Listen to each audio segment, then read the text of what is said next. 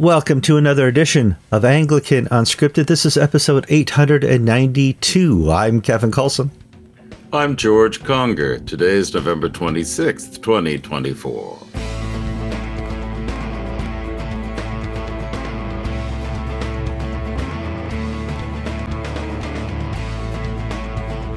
All right, welcome to another episode of Anglican Unscripted. And this episode is brought to you by Sunshine, by Florida, because a lot of you around the nation and around the world are experiencing winter weather for the first time.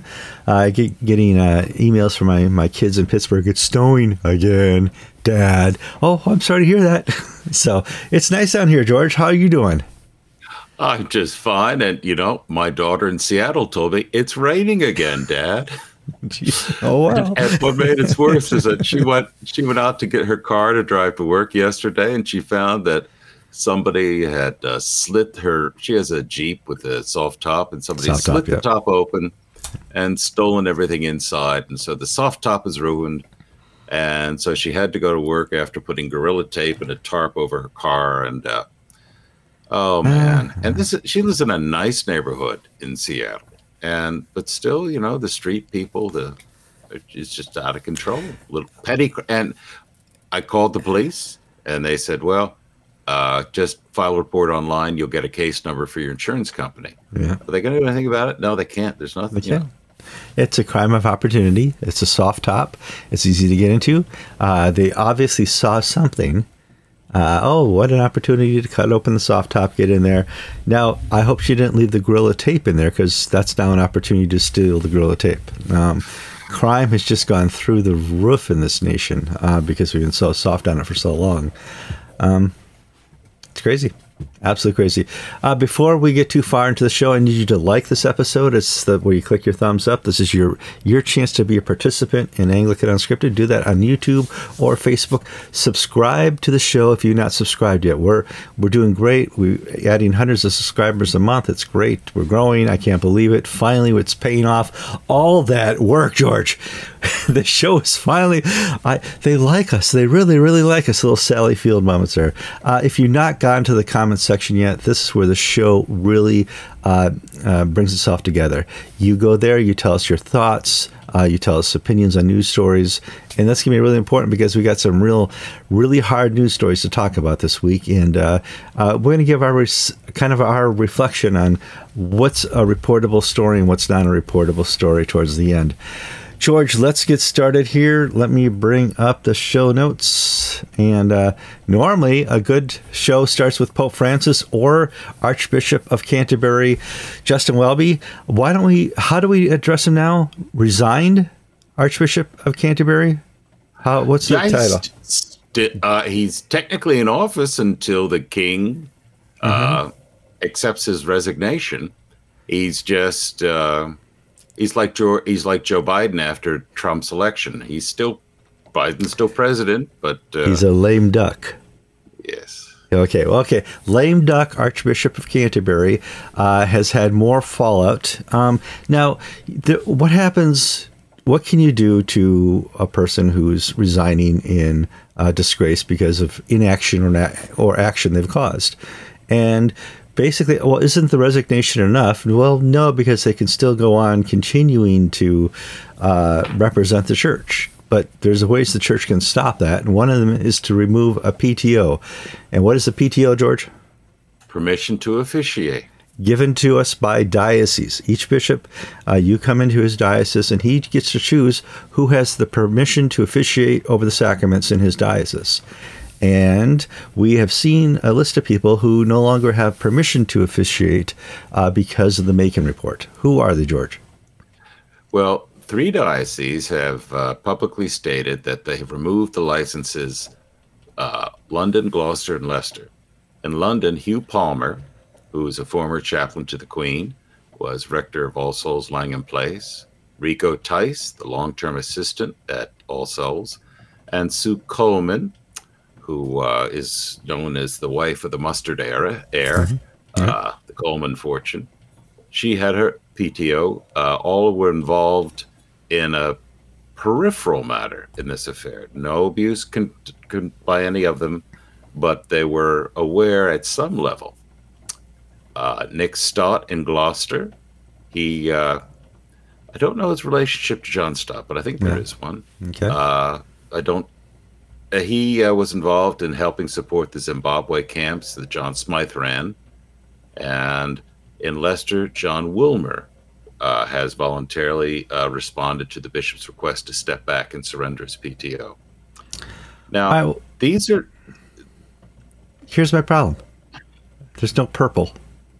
There's no purple. And well, let's take the case of Rico Tice. Last week, we reported we had just heard but couldn't confirm that the PTOs of all those named in the Macon report were being withdrawn.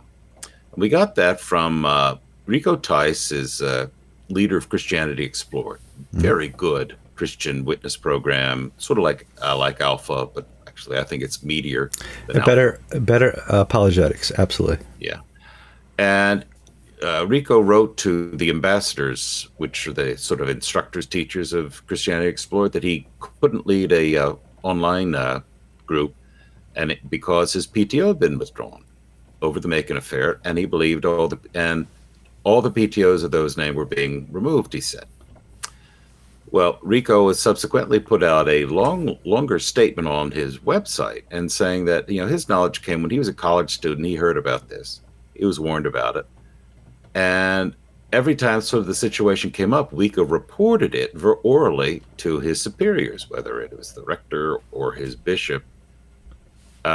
Rico was never in a position to do anything other than to pass on his knowledge, which he did orally, but he never filed a complaint. He never sought to act upon it.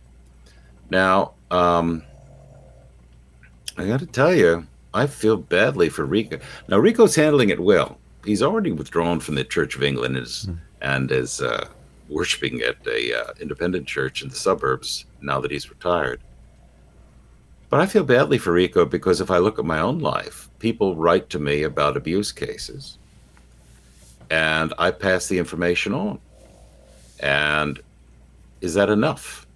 Is it enough for me to write a letter to a bishop, and if I don't get a response, or if it's a response of, well, there's nothing we can do, long ago, far away, and the guy's, retired anyway, is that enough?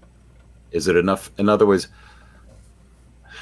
am I guilty of the crimes of Rico Tice of basically working within the system as I understand it to be?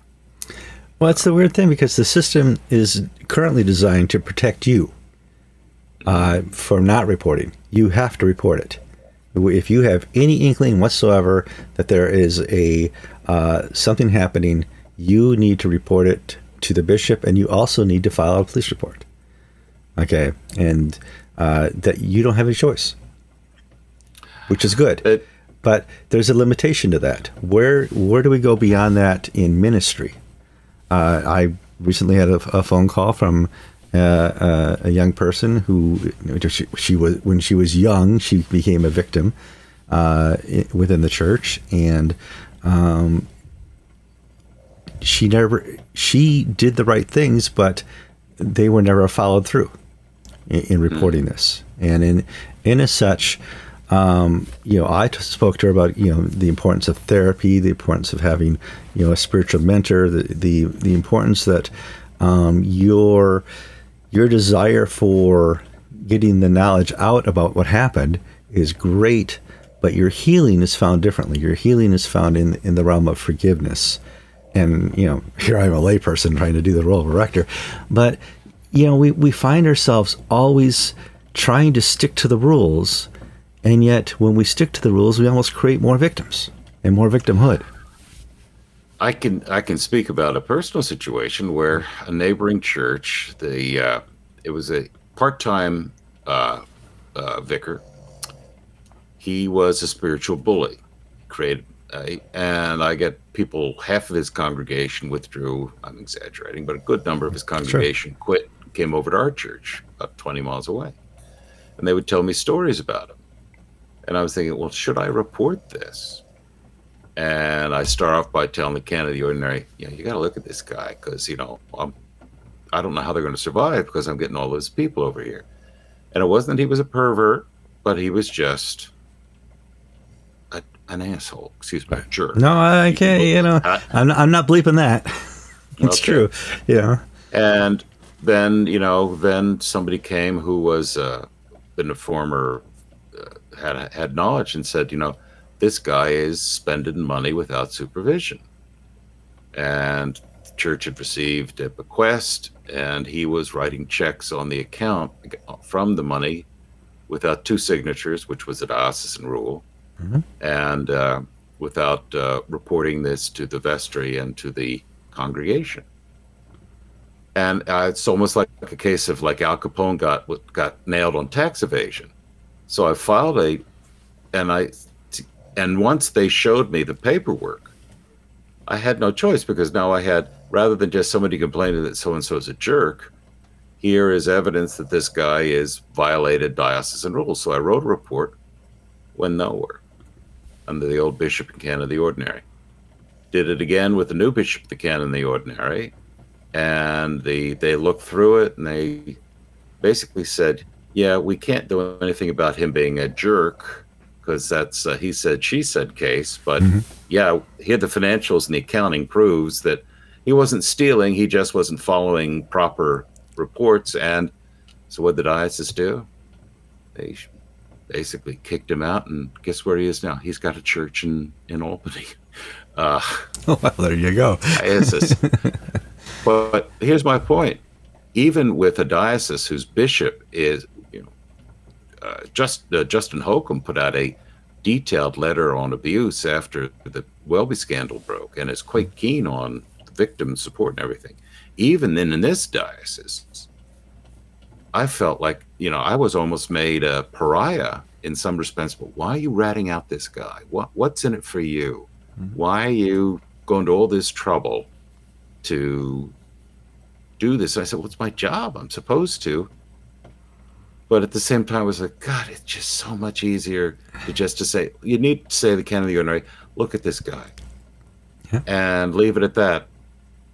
But because nothing was happening, I felt I had to take the next step with the new canon when we had a change of leaders.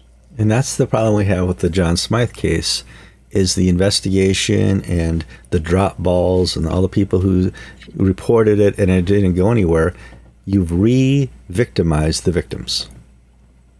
Yeah, because they know something went horribly wrong, and they're not getting, I don't know how do you say, justice within the church, but the church isn't responding to their need to be healed and to forgive and to acknowledge that this happened. This is a 30-year secret the Church of England held, and we can't nail the Church of England alone on this. Carolyn, do you remember years ago when there was a certain Catherine Jefferts Schori? The best thing that ever happened to Anglican Unscripted. Yeah, we just things I'm thankful for. It's Thanksgiving week. Catherine Jefferts Schori. In my world, she created the ACNA and she created Anglican Unscripted. Thank you. But go on. We had that story about a Catholic monk who had been laicized by the Catholic Church in Iowa, moved to Nevada, and got a job as an organist in an Episcopal church in Las Vegas.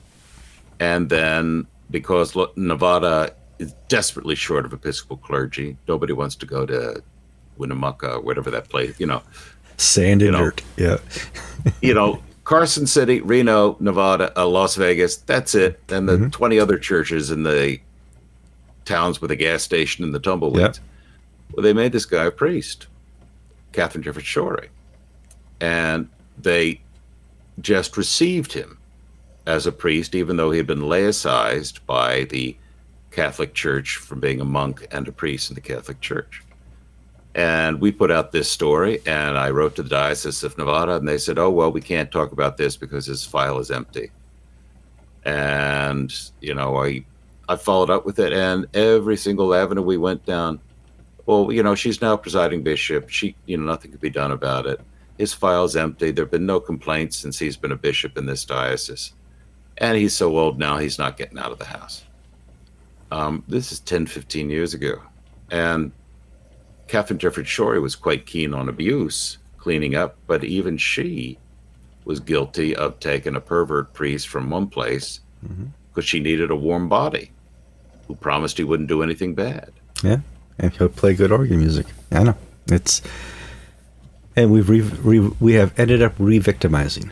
And, the church, when something like a big scandal happens, they do a great job for 5 to 10 years trying to figure out what happened and trying to put in a set of procedures so it won't happen again. And then what happens? It happens again. So we have to go beyond making sure it doesn't happen again. And I think we do that more in a prayer type ministry than we do in just a writing down ministry of rules. And I think the church has lost its way. And, that's why Anglican Unscripted exists. Here's the thing for poor Rico.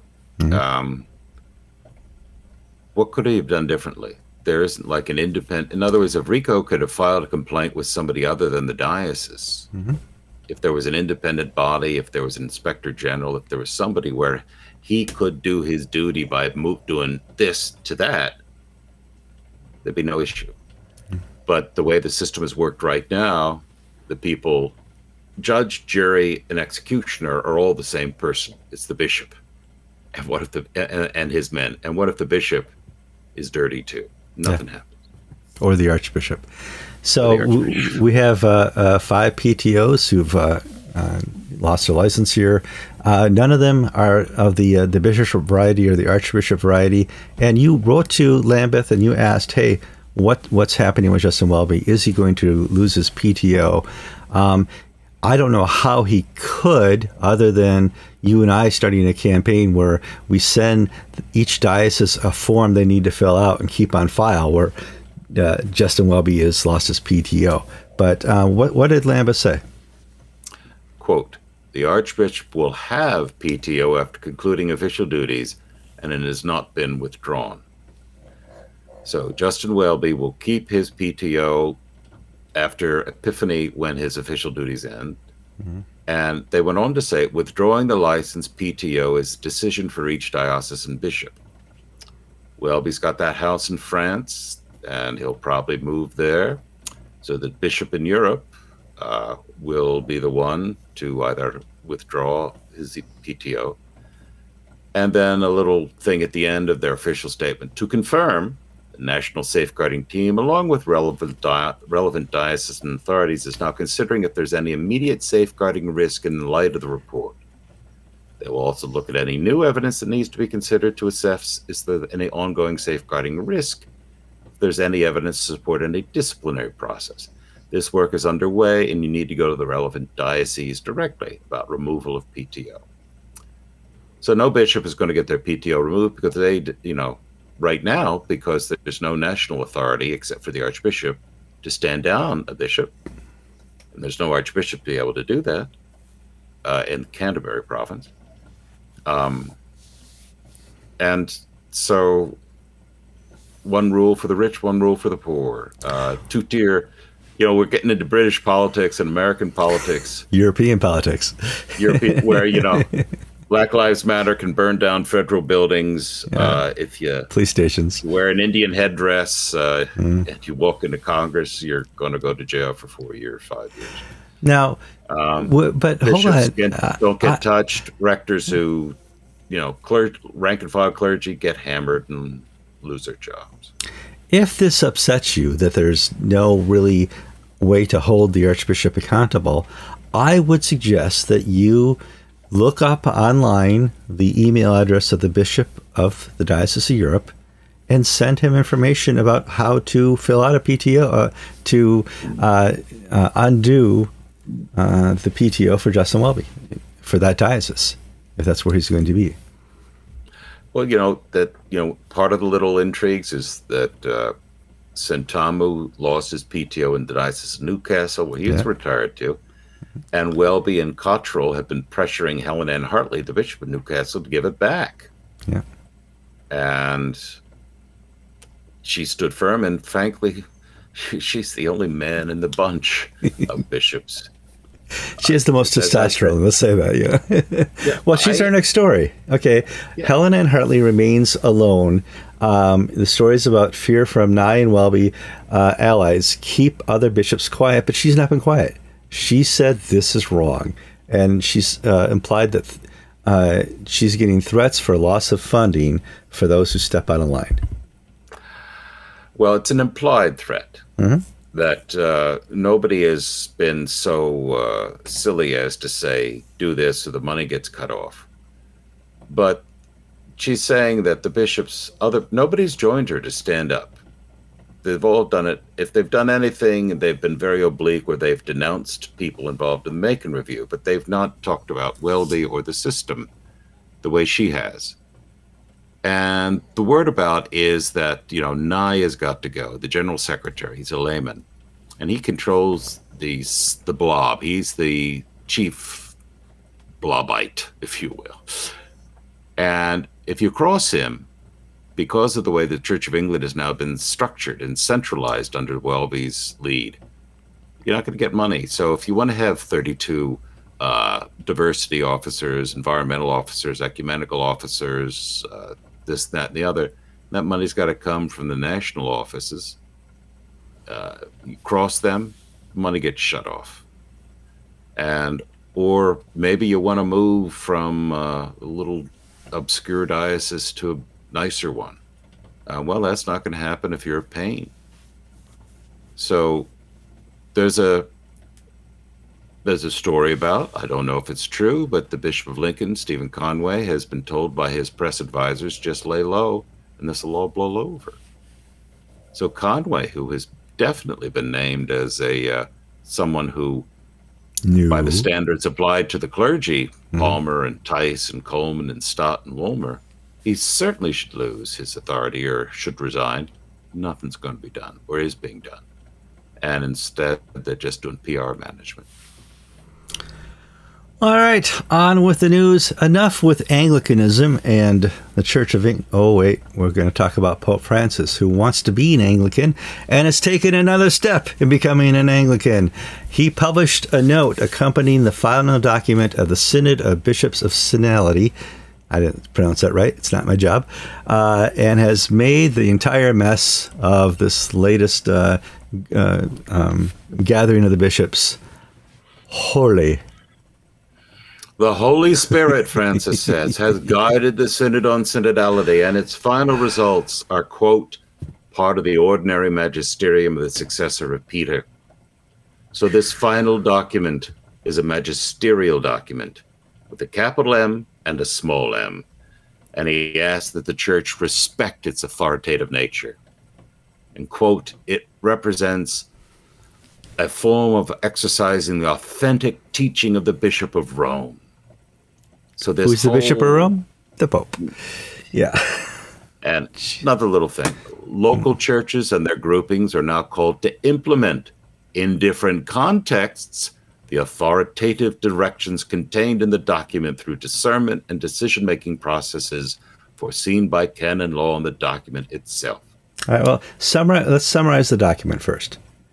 Give me a little summary of it. Basically, it's a reboot. It's Vatican II light, trying to go forward. And it talked about a lot of stuff from liturgy to female deacons to, sex, same sex, morality, sexual morality. And but the biggest thing to my mind, others in the Catholic Church might have other points to make, is that there is not one voice of the Church. In other words, there's not a single spirit. There are 7 spirits, just like Laodicea, Philadelphia, and the churches of Revelation. There are 7 spirits for the 7 churches. In other words, local teaching, the implementation and it's not just the implementation of doctrine by the local churches, it's the creation of doctrine. Mm-hmm. So, what is a sin in Lagos can be blessed in Berlin. That's the Anglican way. Or Long Island. Yeah. What is, in the Anglican world, what is ungodly and leads to perdition and is a sin that cries for punishment above all else. In Africa, or in Central Florida, is a blessing from God and now part of our prayer book in the rest of the Episcopal Church. Francis as saying the Holy Spirit has spoken and we are making you Catholics Episcopalians, whether you like it or not, except you won't get nice shoes and better cassocks. Well, I mean, but it's an extraordinary. Usually, Francis's usual pattern is to take all this work and then write his own statement 6 months afterwards. Yeah, he's tired. This time around, he said, "Yeah, what you did's great, and I'm going to make it authoritative." The voice of the Pope, and I'm sure the Catholic apologists will genuinely believe that we are mistaken. I don't say that they are incorrect, but in my reading and my understanding and my hearing and my knowing how the mindset of Americans and liberal Europeans work, this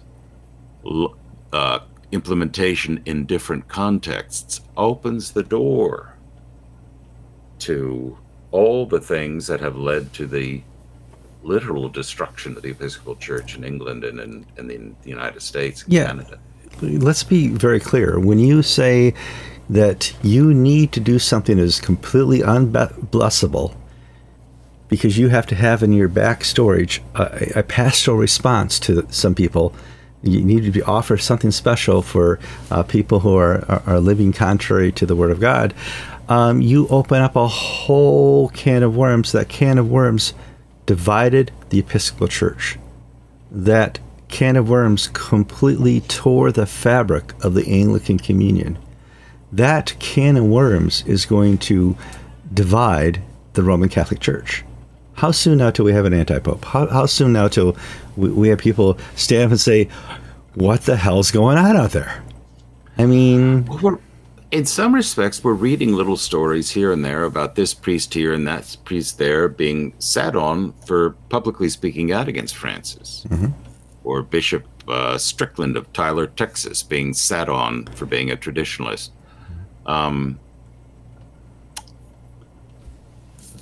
The opposition's real. The Cardinal Burke, and there's a real opposition. Your air conditioning's coming on. What? That's not possible. I'll mute. Go ahead. Or you're drying your hair with your hair dryer. There is a real opposition to these innovations in the Catholic Church. However, it's not yet centered around a particular group or particular person who, could be an anti-pope, an unofficial anti-pope. There's no, if you will, global South Fellowship of Catholics. There's no Catholic GAFCON. Now, ecclesiologically speaking, that's not possible. But if Francis continues to press these innovations that basically stand on edge Catholic doctrine, tradition, and teaching, somebody's going to have to make the move. Now, what do we... we're in the Episcopal Church, we're at the place where if you hold a view that was considered holy and normal from 50 years ago, you're now tolerated as a minority who, at the sufferance of the majority who now believe opposite, say that what used to be taught and used to be believed it was wrong, and now we're doing it right. We're seeing this slowly, obliquely being introduced in the Catholic Church, and pretty soon, when I was in Rome to do my exorcism course, I talked with a faithful German priest who shared with me his just utter desolation about his situation, where he was in a liberal diocese, where the numbers of people going to church had just fallen apart. There were no children, and the diocese was just following every innovation, and he was treated as a pariah. And the fact that he was going to go get exorcism training, basically the diocese laughed at him, like, you believe in this stuff? And now, Germany may be an extreme case, but, I have met canceled Catholic clergy, and they're canceled for being traditionalists. Germany is an interesting case because you watched how the Lutherans quickly folded in Germany, and I'm not surprised to see the Roman Catholics see that as a way forward for their religion in Germany. I don't know. There's an upper built-in liberalism in Germany that does not really exist in other countries, except maybe here in San Francisco. I don't know. It's strange. And they have great philosophers out of Germany that they clearly don't understand. But let's move on to the news. We're going to talk a little bit about what makes a story here, and what do we report on Anglican Unscripted and what don't we report. And basically, Unscripted exists at the Archbishop, the Cardinal, the Pope, the Bishop level. When there's stories about lay people and clergy, we kind of back off a little until there's a lot more investigation and things come out, because we have seen so many times in the past that he said, she said allegations don't always produce the story that was initially reported. First reports, as I've said since day one in Anglican Unscripted, are often bad and inaccurate. And so when I get 20 emails saying you haven't reported on Ed Monk, what you guys are horrible. Are you protecting him? And I go, it doesn't work that way. We want a little more information, or name the clergy person in the last 10 years who did something wrong. We get an email full of reactions telling us they know the whole story. This is what happened, and they'll do an interview on Unscripted. Just sign me up. And so when it gets to the clergy and lay level down there, we're a little bit more careful because there's no press releases there. The little church office out of Tampa Central doesn't do press releases. They don't know how to write one, and they don't know how to tell their story. And so we are a bit more cautious and find ourselves a little bit behind news sometimes because of that caution. And I'm okay with that. I'm okay with being cautious because I know the harm that I've seen in the last 20 or 30 years of not being cautious. And Anglican Unscripted doesn't want to be the news organization that causes that harm. And as such, we do have, as lo and behold, we're going to go to the story for Monk before we do the third story there. A story out of Dallas, George. Let's give him the story, and that'll lead better into the next story. Ed Monk is a very prominent Anglo-Catholic priest in the Diocese of Dallas. He has a church in Corsicana, Texas. He has been a long-term trustee of Nashotah House, past member of the council and standing committee, a real senior priest. Reports came out that Monk has stepped down as trustee of Nashotah House and has been stepped back from duties at his church in Corsicana. Retired Bishop Jim Stanton has stepped in because he's accused of financial misconduct. We, soon as this stuff came out, we started hearing these things, and I just sat on it. First off, because I didn't have all that information. And if I just ran with, oh, did you hear Ed Monk resigned? And it's because there's financial funny business. And if I wrote that, that's not a story. That's just a gossip column, Well, the Diocese of Dallas put out a complaint against Ed Monk listing his alleged improprieties. And now and Ed Monk has denied, issued a formal denial. Here's the problem. If I don't have a police report, I don't have, it's not like he's been arrested by the police and this is the charge. Then I have a formal document. Now I've got the diocese complaint, but my experience with church law is that it is so bad that just because someone is accused doesn't mean that there's even any smoke there. Now, so that's why I'm more. But that is our experience from the Episcopal Church. you know, how there's been a lot of abuse in the use of what canon was it they used to abandonment canon. You know, that we have PTSD from the last 15 years of how the Episcopal Church uses their canons to go after conservative clergy. So, yeah. I mean, I would get 10 years ago, however many years ago it was, I'd get these emails, you know, saying these, however many, 700 priests. 776, I think, was the final count. Priests have abandoned, here's the one I remember best. Keith Ackerman has abandoned the Episcopal Church.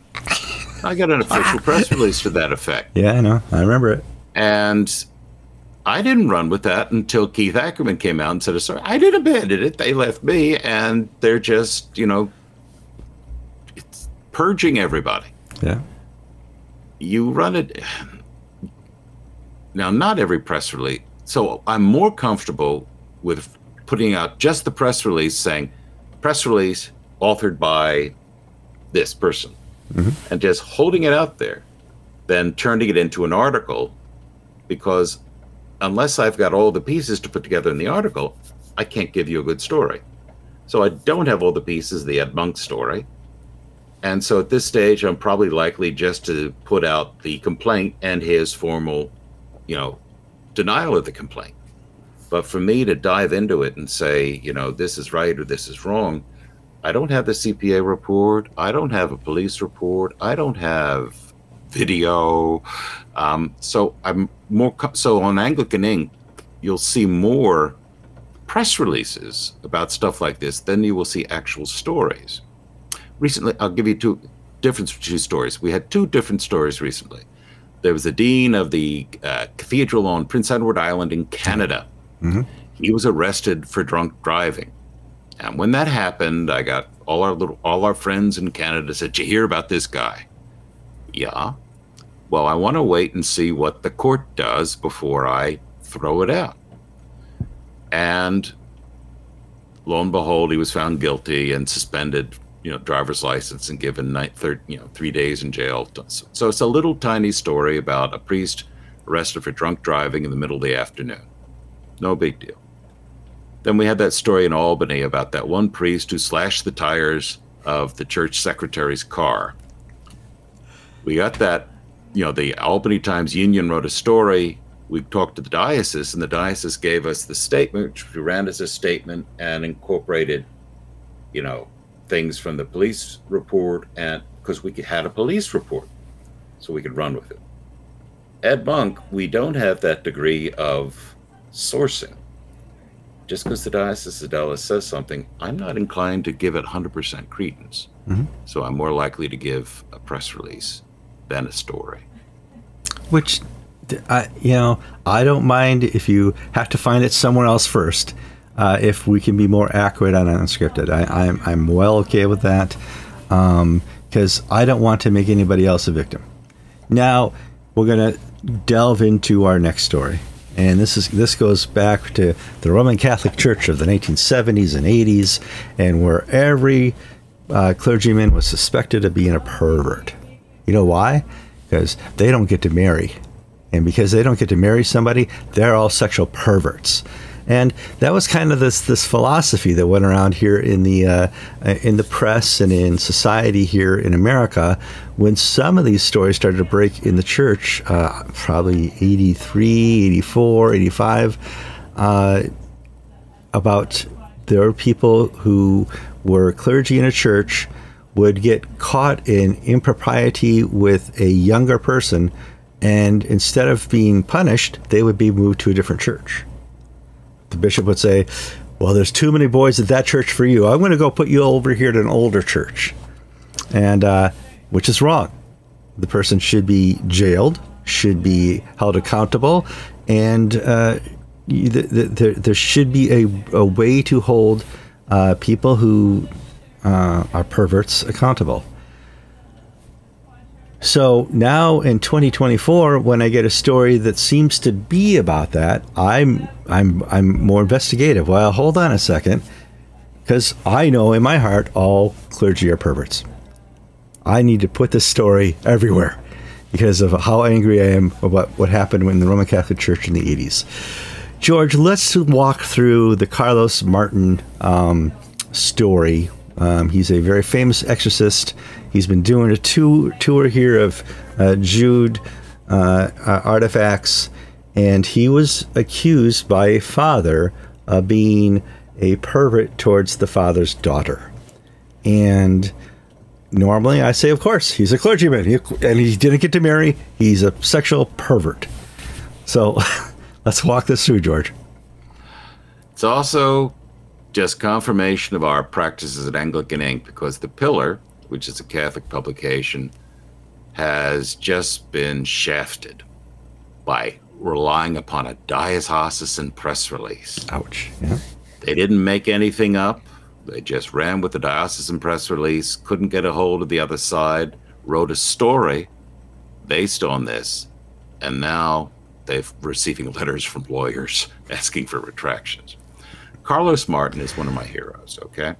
I hate to put it this way, but I aspire to his level of knowledge and holiness. He's an exorcist. He's also a priest who has a ministry who brings relics to churches.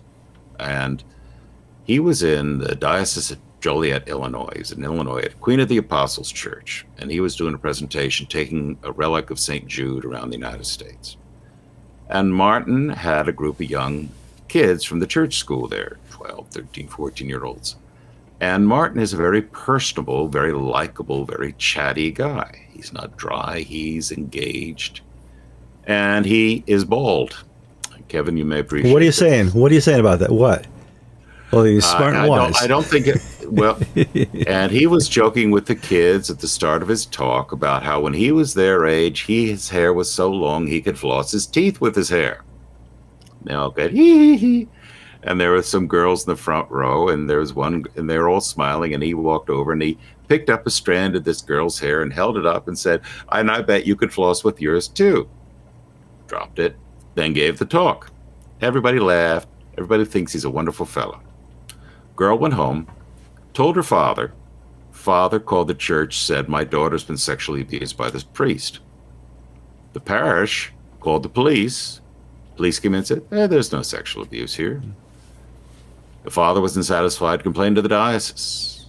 The diocese responded by canceling the tour of Father Martin's in the diocese and putting out a press release saying that he has been accused of child abuse. And it's been investigated by the police. And that's it. And so Martin's responded the next day with a letter from his attorneys laying out the story which I just told, because the diocese didn't tell the story. They just said there are allegations of child abuse. Now, here's the situation. My personal opinion is Martin, as an exorcist, will be subject to a higher degree of satanic attack than the normal priest, because I believe Satan wants to destroy his ministry and his reputation. If you go on Google and you search this out, all you're going to see about Martin's is the allegation. You won't see the story anywhere. So his reputation for being an agent of good and of God has been severely damaged.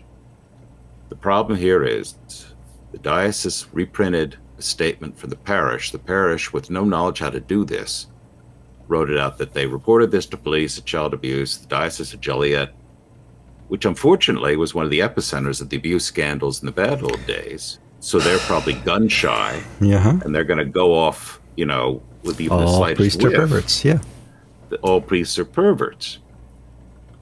So here's my thing. I'm thinking, like, this could happen to me. We have a very active flower ministry, and I think they hate me because on Sundays at our 10:30 service, the last service in the big church, to lady visitors, I will pluck a carnation out of the arrangement and hand it to them and say, "Welcome." And I will give a flower to each of the girls in the Sunday school as they come back. And I do this to show welcome. I do this to show affection, because most of the children I've known for years and years. And I know them, and one of the, I don't want to call it a problem, but one of the things I've had to train some of the children is that, like these girls will run up to me and like 8, 9 and hug my thigh. Yeah. And say, The leg I love lock. You, Father Absolutely. George. Oh man. Yeah. I love you, Father George. And I will, smile, take both their hands in my hands and hold them at arm's length and say something kind and sweet back. Oh, how wonderful it is to see you today. I hope you had a good time in Sunday school. Here's a flower for you, beautiful girl. Mm-hmm. Is there somebody in the congregation who was abused in the past by a groomer who said you were a beautiful girl and gave them a flower? Mm-hmm. Am I triggering them? Am I going to get a visit from the police? Mm-hmm. That's what was going through my head when I read this Martin story, that I, who have had all this training, but an affectionate person and have good relationships with the children and people in the church, I could be attacked just in that same way. Well, that's the big thing that's changed here in this day and age. We live in the day and age of highly anticipatory of the next sexual scandal.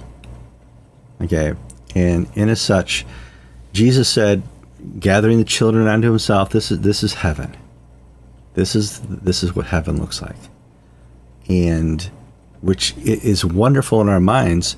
But now, if I see a priest with 4 kids on his lap on the altar giving a talk in Sunday school teaching to them, my brain goes, it's not a good look. It's not a good look with all that's happened. Look what the sexual scandals of the 70s and 80s has done to us. I can't even look at a priest trying to teach children at the front of the church, gathering them all together without saying that's not a good look. Yeah. It's so destructive. I mean, I'm lucky compared to a Catholic priest because I have a wife. Mm-hmm. And so when I take little boys to baseball games, my wife's with me, plus mm-hmm. other adult chaperones. Mm-hmm. But the little boys love the personal attention of an adult man. And they like to do manly things like going to a baseball game. Absolutely. We have a little girl who was a senior in high school, is on the cheerleading for Lecanto High School. Mm-hmm. And so Susan and I went for 10 minutes to one football game this year, and just to sort of cheer for her as she was doing her halftime cheering routine. Because this is somebody who is important to us. She's a member of our church family, and we celebrate her activities, culture, extracurricular in school. Is that creepy? Or is that, because it's an excuse for priests to be lazy and just, I don't have anything to do with kids. Let the girls do it, whereas I actually like children. And my desire is for them to be totally relaxed and at peace and feel the church is home to them, that they have ownership in it, and it is their church. I'm trying to build brand loyalty in a silly way. Yeah. But we've reached a point in our world where Carlos Martins, a good and holy man, can lift up a strand of girl's hair. The girl's not offended. But maybe when she told her dad that maybe the dad was molested by a priest 40 years ago, yeah. and touching his hair brings back something. Oh man, Satan has just done such a good job to poison the well for us. Yeah, I mean, the reason we find such an ineffective church right now is because of the confirmation bias and the real horrors that happen within the church. Mm-hmm. The reason society looks at the church and clergy and prayer and that the community of the church with suspicion is, well, in the past, sometimes the church has walked off its mission and caused damage.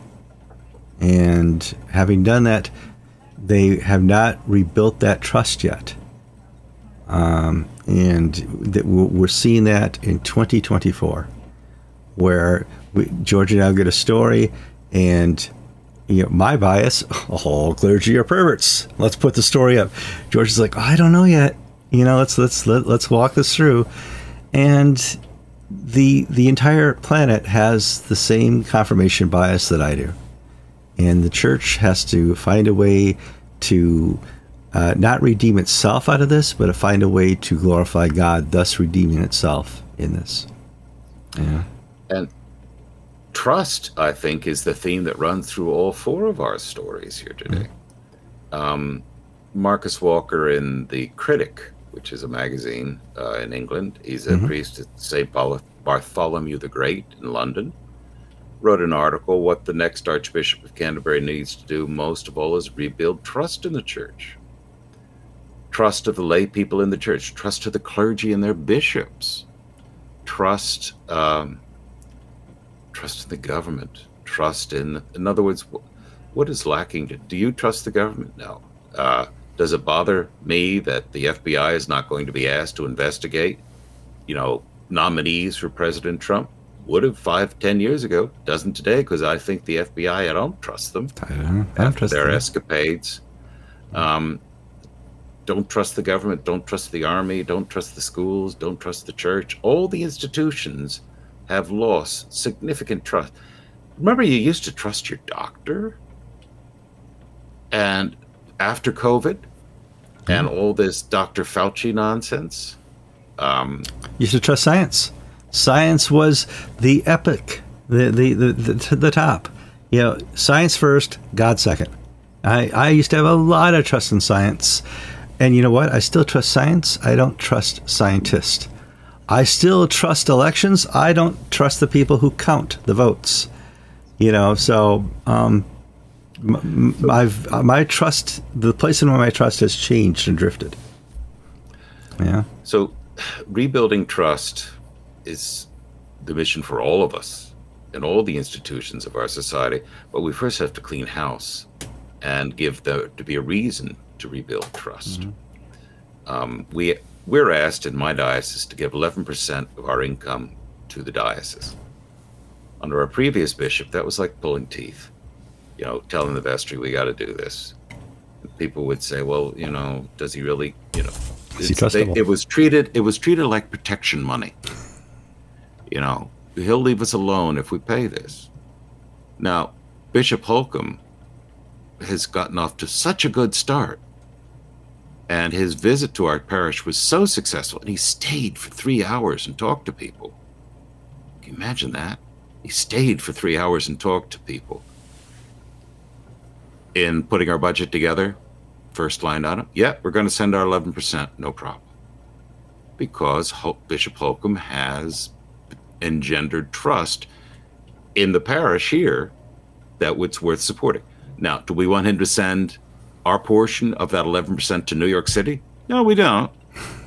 Because do we trust 815 to do the right thing with the money? No, we don't.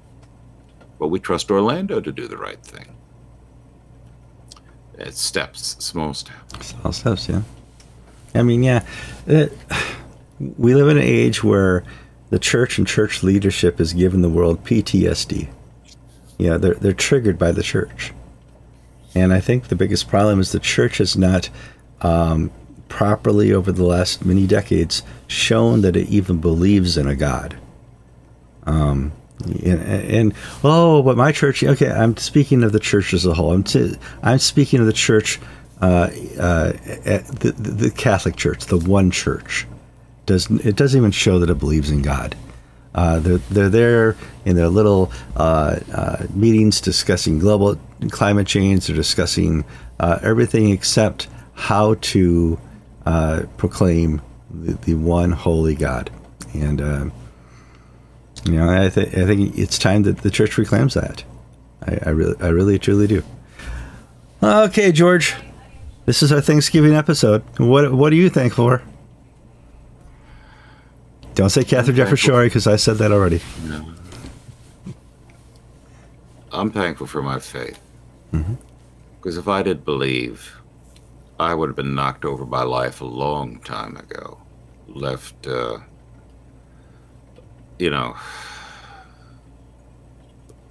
I'm thankful for my faith in God, which has only grown stronger and deeper each year and in each act. The more service I do for the Lord, the more my faith increases. I don't know how that might work. No, but I do. You and I are witnesses and observers of the worst that the church does, of the worst that the church has to offer.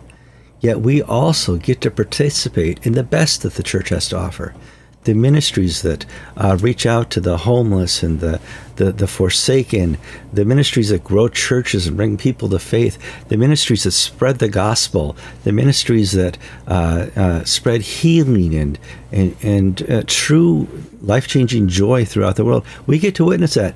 At the same time, we see the complete contrast to some of the evil that exists within the church.